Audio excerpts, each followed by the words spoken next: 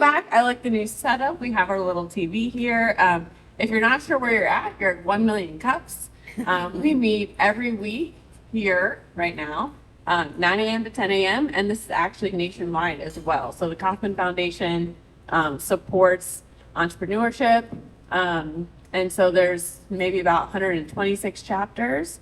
This chapter started maybe 2018, 2019, went a little bit through the pandemic virtually, and then took a break, and then we came back February of this year, right? And now we're 4 organizers strong, which is amazing. I'm so happy about that. So we'll do a little bit of like logistics and stuff here. These are, we're 5 organizers strong, my bad. These are our organizers in the back. All right, we talked about that. These are, so if you are traveling, you can go to any of these locations and the Wednesday morning, 9 a.m., find out where they're at, and then it'll look very similar to this. So there'll be 1 to 2 presenters. They'll present on their idea or their business. They've been in business less than 5 years. And then there'll be a Q&A, which is really the best part, in my opinion. So we're presenting, we're not giving pitches. There's no money to be given out here, but there's lots of support. And there has been really amazing connecting, networking, even since we just started back this year, which can be more valuable than money sometimes. All right, so Winston's Coffee and Waffles, they're still giving us coffee. Great. So that's awesome. And they do have really, really good waffles. So if you're hungry, stop by. Volunteer. What'd you say? That's why we get volunteer, just come here and get. Oh, yeah. All right, so there might be many of you that haven't presented yet, and it's really easy to do that. So if you go on 1millioncups.com/present, you create a profile, just say what you want to present, and then one of the organizers will get that. You have the opportunity, if you want to do coaching with somebody before presenting, you can do that, or you can just pick a date to present, whatever you're comfortable with. Please check in. So you have the QR code up here and on your tables. That's how Kauffman Foundation knows we're doing the thing. And this is a really great group. So really thank you for being here, because Ski says this all the time, but there's 3 parts of this, right? So it's the presenter, the organizers, and then you all to be here and to support the presenter. So we really appreciate it. All right, turn off your cell phones, follow us. Restrooms are downstairs, water's downstairs. So let's see, Mark is presenting today? Yes. Okay, we're ready for it. So are we ready for it? We're there. Okay. All right, All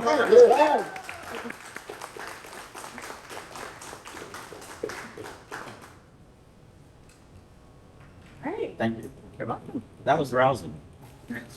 Thank you. Good. I needed that. just go Mark, bro. Let's go. You got this, baby. That just messed me up.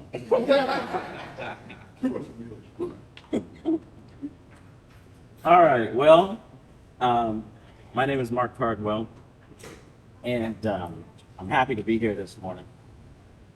The caffeine is one of the things that's got me ready to go this morning. That stuff has got some kick to it, so I'm trying to throttle it back. All right. And begin my presentation. Is everybody hearing me okay? Mm-hmm. All right. Well, I put together some thoughts, so I don't have slides this time, but I have thoughts, and I'm going to talk to you. I think I told Sam from the heart. You don't mind. And I have my my notes on these index cards, and as you can see, I have plenty to get through. It's marketing. I'm a marketer. It's actually only 3, but I I'm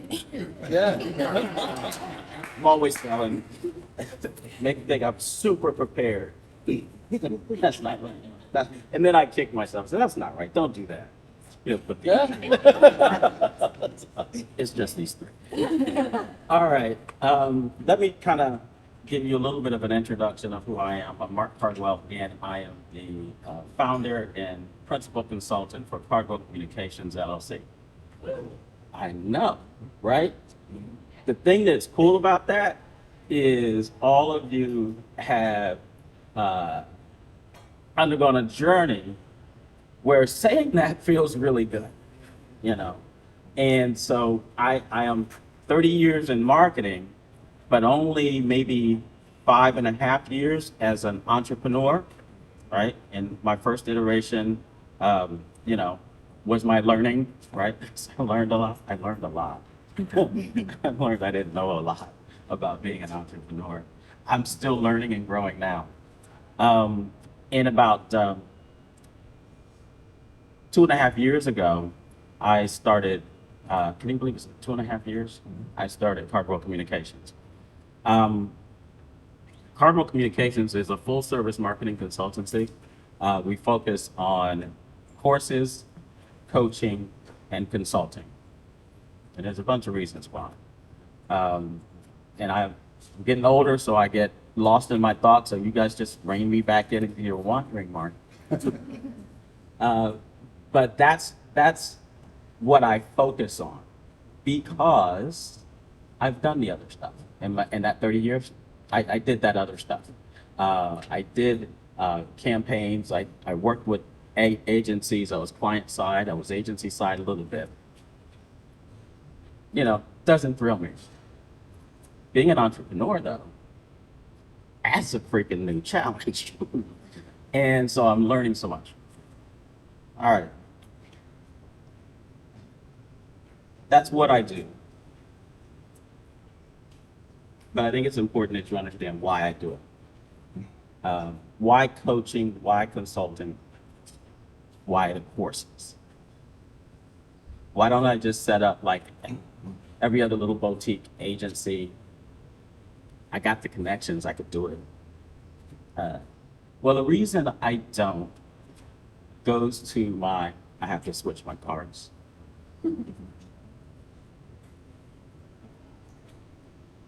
Goes to my superhero origin story.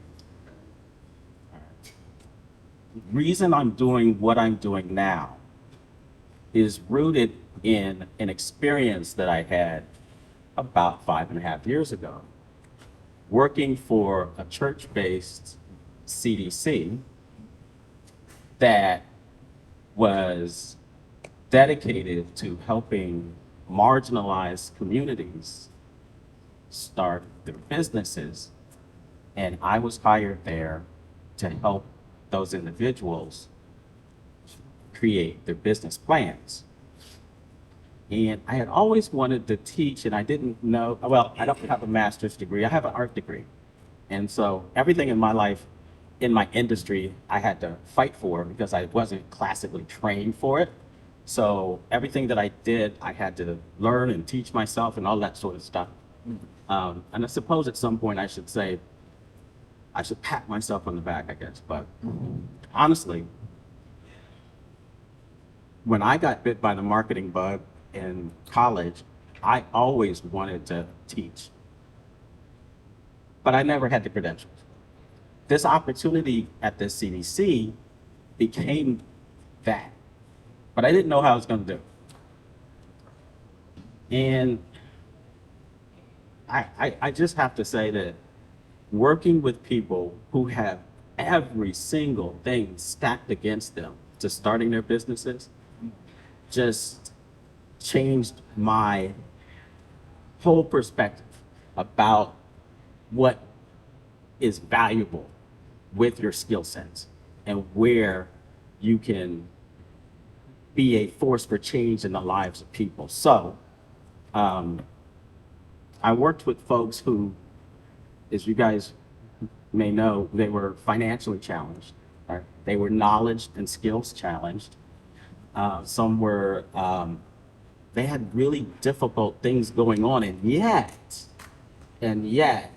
they were so committed to bringing these businesses to life. And so I just really got, I don't know what's the word, like, I really fell in love with the concept of helping people who have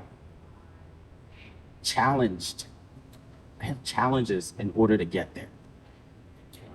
Other folks, they have it easy, like them cats downtown, they got money, they got this, you know, all they need is a good idea and a lawyer or something like that. But this was something, and it just got me. Well, life also was happening at that time. And so I wasn't really able to stay there. That organization actually now is defunct. It's become something else. There's a new iteration of it. It's called eventing, right? But I needed some of you remember a conversation we had in a little breakout about I needed a jobby job, right? I needed something with benefits. And so I loved doing what I was doing, but I had to go get money and benefits, right? So I took a jobby job that had that, and I couldn't continue to teach. So I lost that. But it stayed an ember inside of me and something I wanted to get back to. Well, here's the deal. I love doing business plans, but I really love doing marketing plans. That's where my heart really lies. That's my skill set. And while I was working at my jobby job, I started to try to conceive ways that I could get back to that feeling of helping people, but doing it in a way that I was leaning into my strength, which was marketing.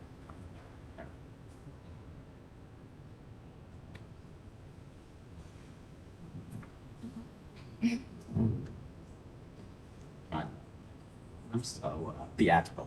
So that's my superhero.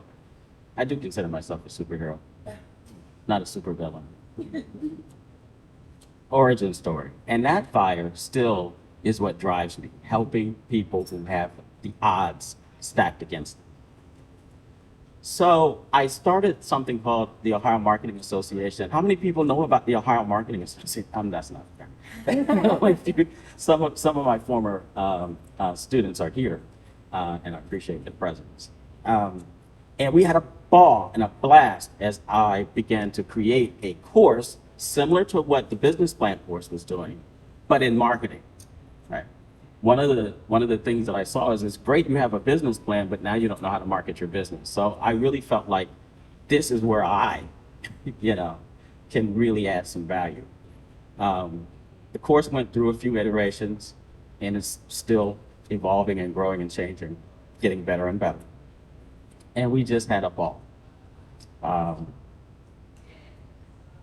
was trying to do it as a nonprofit, and then I realized that I need money. And that wasn't really working out. And so it's oddly, as soon as I decided to change to Cardwell Communications and be a for-profit business, I started making money. Funny how that happens. And so flash forward to now. I've been able to parlay that course and my coaching, which basically my coaching is an iteration of my course. My consulting is an iteration of my course. That's how committed I am to that process that I created. It is a strong, real process. If you do it, you will have a comprehensive marketing plan. Okay. Where I am now, I've been able to teach hundreds of people a version of this course, either in a workshop or in a 10-week course. It's a 10-week course. And what I found was I love doing that, but now I'm missing the kind of impact I actually want to have. because I'm just one person. And I can only put so many people around my table.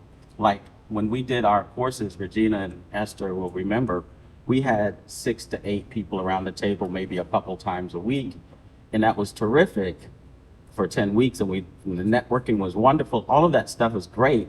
But I began to feel like I'm not having the impact that I really want to have. It's like a few people at a time. So I really started thinking about ways that I could,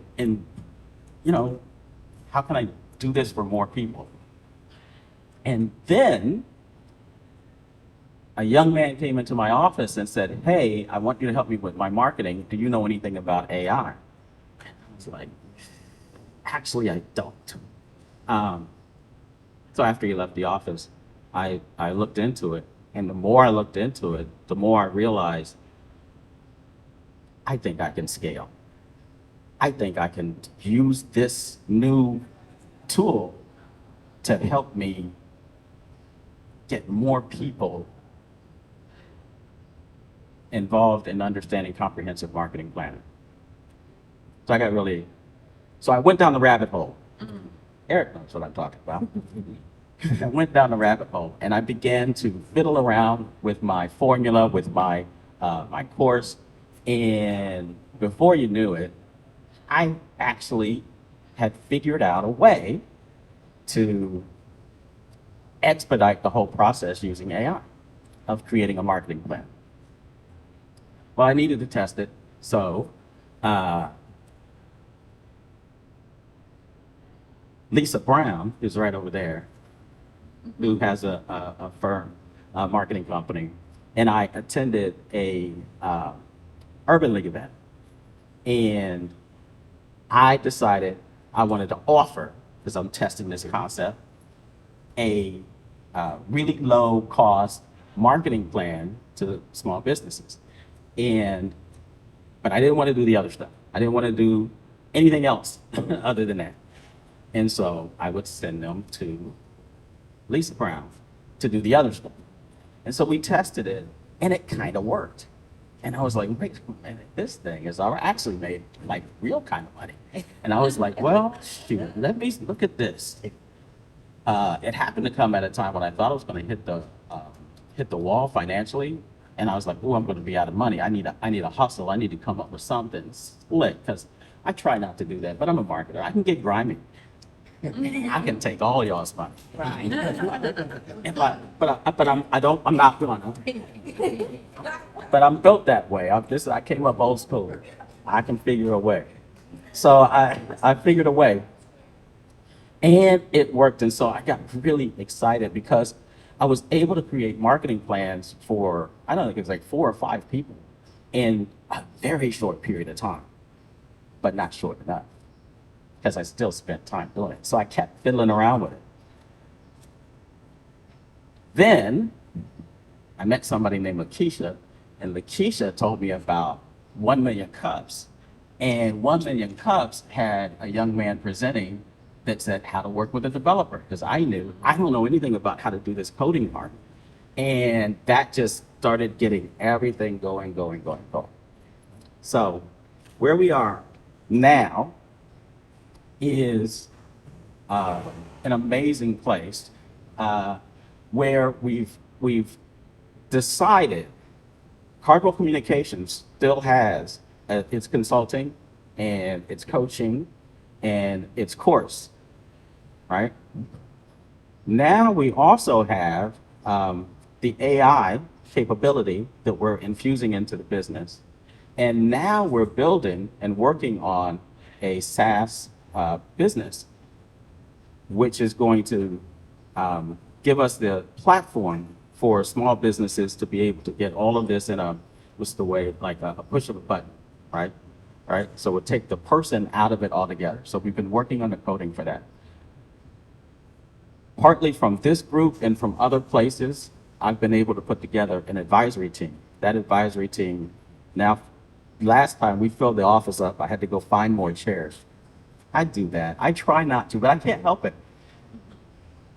I am told I'm a great team builder. I think that's probably true. I build really kick-ass teams. That's probably one of my superpowers, is to galvanize the right people around the table. I'm not the right people, but I can kind of, you know, put the team together, right? And so right now, how many people are sitting currently on the advisory team for, yeah, right? So unbeknownst to you, I've been doing what I do.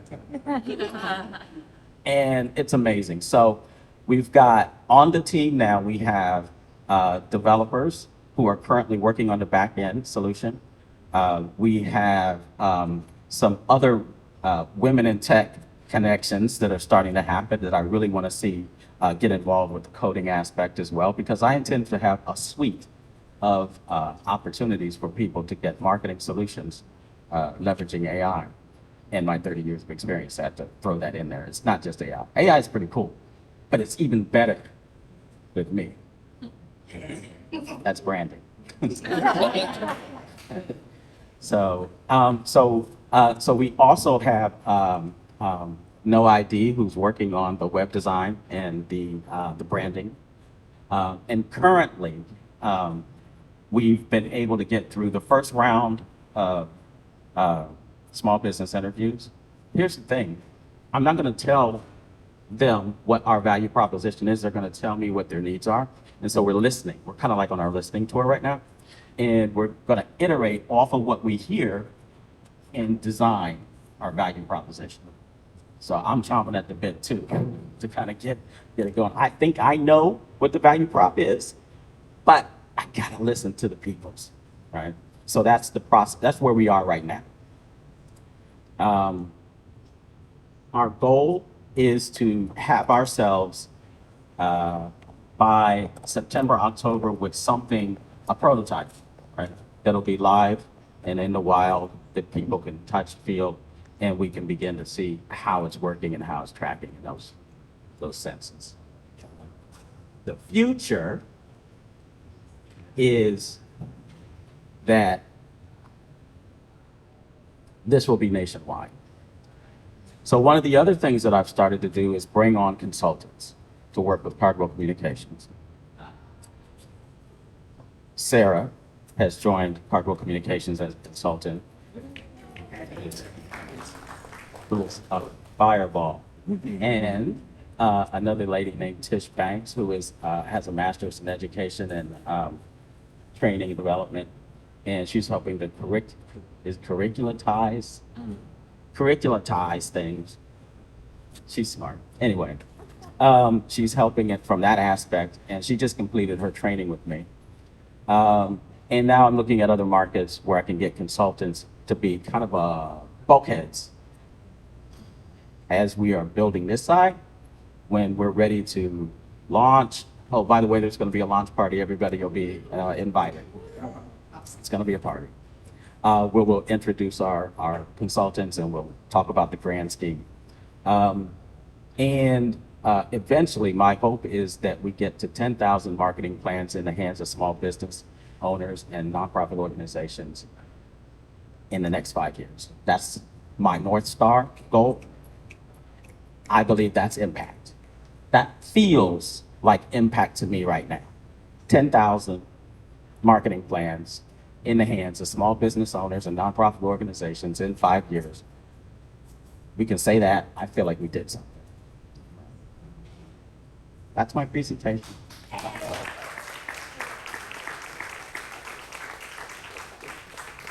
Amazing, Mark. All right, anyone have questions? Questions in the room? Go ahead, throw a hand up. I'll bring the mic around. Yes, sir. Can you hear me? Can you hear me? Yeah. Yeah. Okay, try to put this together. So, marketing is so good now that it's kind of become a double-edged sword, right? Like you're saying, you can use it for good, you can also use it for the other end. And if you look at AI, it's kind of the same thing, right? It's a tool. Use it for good, use it for the other end. But pairing those together, there's a ton of responsibility that's coming on your shoulders, right? what are some of the things you're doing to look at, how you're directing that in the right way? That's an excellent question. Now, so one of the issues with AI is where it gets its information from in the first place, right? So I'm currently, Sam, talking about building and I'm gonna get the words wrong, but you'll understand what I'm saying. Making sure that we feed our AI the data that we want it to pull from, right? And the part of the reason is the quality control aspect, meaning a comprehensive marketing plan should be certain things, and I don't want it to deviate a whole lot from that. So I want to be able to control all of that. But by the same token, I also want to feel as though we're getting what the user needs, not extraneous stuff that comes from outside of, So I want to control what actually people are able to get. I want us to be narrowly focused with our AI solution. So currently I have a young man working on how that looks. What do we need to do that? And I think inside of that, we'll be able to kind of control for some of that. Does that help? Yeah. That's good. I've got a quick question for you. Well, if somebody has one, just raise your hand, I'll bring the mic around. So how do you protect yourself, right? Like you've got this idea, this platform, you got people working on the team. From a business owner perspective, and now this is your intellectual property, how do you protect yourself? What are you doing for that? Well, thanks for that. Everybody that's on the advisory team has to sign a non-disclosure agreement. The non-disclosure agreement is because they will have exposure to our prompt sequence and series and some ideas and things that I want to keep proprietary. So that's basically how we're kind of trying to control for that. And I just had a conversation with a intellectual property person to help me understand better, Speed, how to actually protect and then ultimately potentially even license pieces and parts of what we're developing.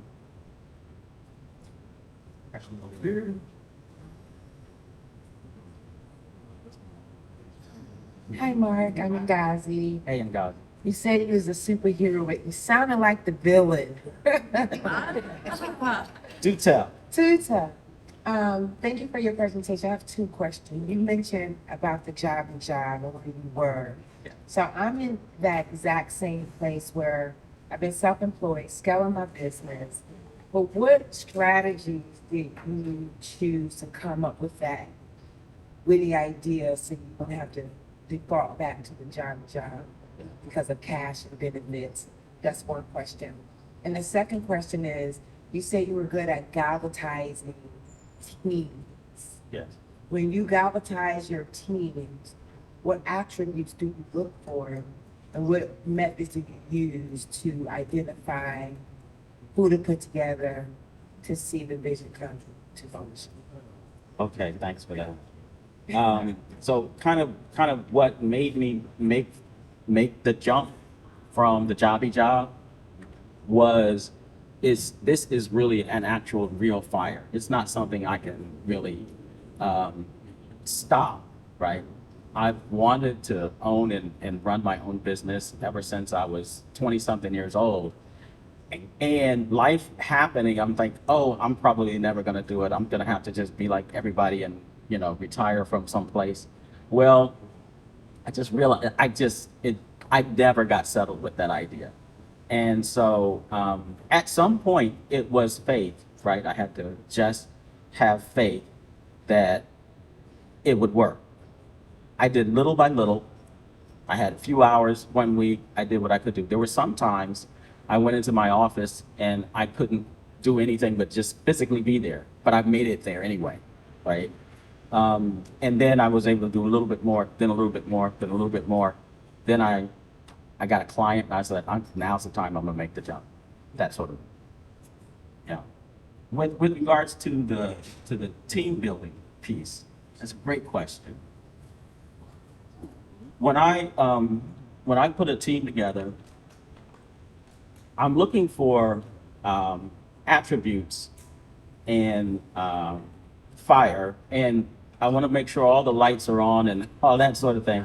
But for me, it's usually usually it's about finding the fire that's in that person and then recognizing what I'm doing and how that can feed into their lives, right? So it's not always about what I want. It's about where are they going in their life and how can I take their interests and utilize it for what we're working on. You know, I don't expect that everybody that is with me will be with me for decades, but for the moment, there may be something that working with me will provide them. That's what I'm looking for. And so scared about 100%. 100%. yeah, and not necessarily scared and talent, but that it's fact Yes. that you know that you would. Yes, 100%. And this is the way I've done it for many years. Once upon a time, and Regina used to sit on my marketing committee for the King Arts Conference. That committee got to be 50 people deep. That was nuts. It was great though, right? It was a blast. We drank a lot. We drank some. But we had a great time. But that energy and the synergy around the table, people would come, actually have meetings with me to try to figure out how I did that so that they could reproduce it. I actually had talks that I put together for nonprofits on how to build an ad hoc marketing committee, that sort of thing. But the reality is, what you've got, the kind of person, the kind of leader you have to be is the one that doesn't hold the reins tightly, but the one that holds the reins loosely and allows the energy of the team to actually be expressed. So if you squelch down people's energy to fit your thing in your head, you stifle yourself, and then people don't want to be and all that sort of stuff. But what I've learned how to do is to find their energy, let them, and just be a guide, right? And that's always worked. Yeah, I just want to forward that, just having kind of experienced the office in the two different ways, one-on-one as well as, you know, as part of the advisory team, and just like the buy-in that you establish by honoring everyone, you know, who shows up, who takes the time to break bread with you, and it's refreshing to be part of something that feels like it's cutting edge and it's authentic. So I mean, to like, you know, use AI for AI's sake. Yeah, a lot of people are going to do that. You know, there's just a lot of energy going in that direction. It's just, but what you're creating is really kind of, it's, I mean, authentic is the right, I mean, and just also empowering. Like, I feel like everyone in the room felt like they were honored to be there, as well as respected for their contributions. So, I mean, and it's like, you know, art and science, right? You know, so it's like part like formula, part you, Yeah. and Yeah. So, if you are back on it, you're gonna make me get misty. Here's the thing, just real quick on that before we go to the next question. That part is actually why I do this. I could be doing anything else.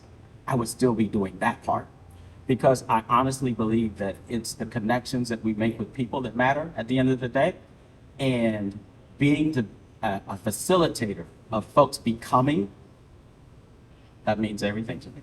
Today, I'm using this as the vehicle to get there. So I know that this isn't exactly the topic that we were discussing, the product that we were discussing, but listening to you talk just now about the team building and about bringing the right people to the table, all of that just makes me think that you should also consider a thought leadership circuit of talks, because wow, like, I mean, just hearing you talk about that is incredible. And I think, you know, as we talk about humanizing AI a little bit too, that could be a really great lens through which to open up that conversation, and put you at sort of the center, or at the head of that conversation. Because yeah, I could sit here and listen to you talk about bringing the right people together and giving them room to speak all day long. Yeah. Thank you for that. I see you. Now come back over here. Yeah, one in front. Thank you. Ollie Cannon, Abundance Economic Network. When I hear you, you have a marketing firm, correct? Correct. All right, when I hear that, I'm thinking Mad Men. I'm Yeah. everybody see One of my that favorite, show, yeah. Mad Men. Yeah. So I know that in that song from the hip hop generation, you know, you see Lil Grace, but our generation was about originality. So I see when you speak about AI, and I hear a lot of momentum toward AI, I start thinking about the cardinal sin of my generation, which was biting, which meant being a copycat. So what I want to know is, how are you utilizing AI to actually harness the IP directly from your consulting group without falling into the trap of machine learning, which is repetitive? You know, how are you doing that? Yeah, that's a great question. So right now, the way that the process works is everything has to go through me. So I see everything that the machine spits out. And I don't know how in the future we can, code what it is that I'm screening for, but I think we can. But today, to answer your question, everything goes through me so I can quality assure it. And so it's not just AI, it's AI and me. So I want to piggyback off of what you said. I think what people need to realize is that you have to ask the question to the machine. So it's your thoughts that you're spitting out to the machine that are original. We haven't gotten to the point, and I'm scared if we ever get to that point, where the machine knows our thoughts and spits out the questions. It's the reverse. And it's called prompt engineering. You have to, whatever you put in is what you're going to get out. So you have to think of it that way, that I know a lot of people are scared of AI, but you're asking the machine a question and the machine is just giving you the answer. So it can't be copycat and it can't be repetitive, because you got to ask the question unless you're asking repetitive questions.